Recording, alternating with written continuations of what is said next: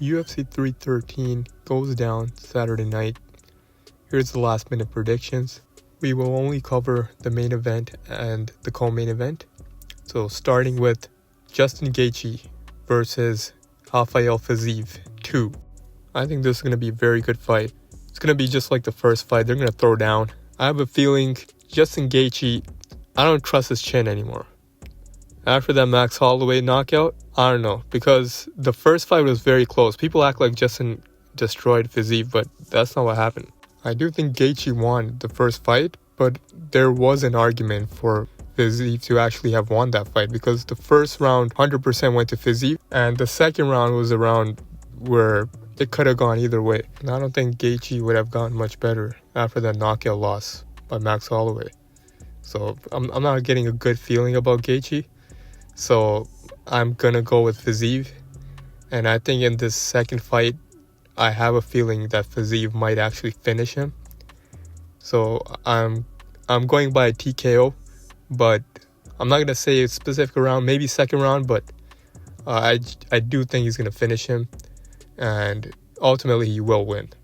And moving on to Alex Pereira versus Ankalaev.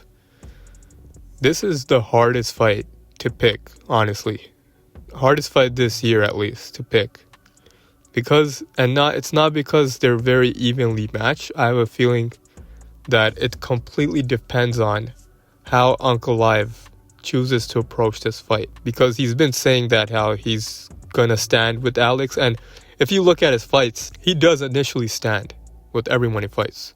Whenever he's wrestled, it's always later in the fight. And I don't think it's a good idea to even stand for a whole round with Alex Pereira. So it really depends on how Ankalaev approaches. I have a feeling if he wants to wrestle, he can. And it will work on Alex Pereira. Because Pereira literally got out-wrestled by Jan Blachowicz, right?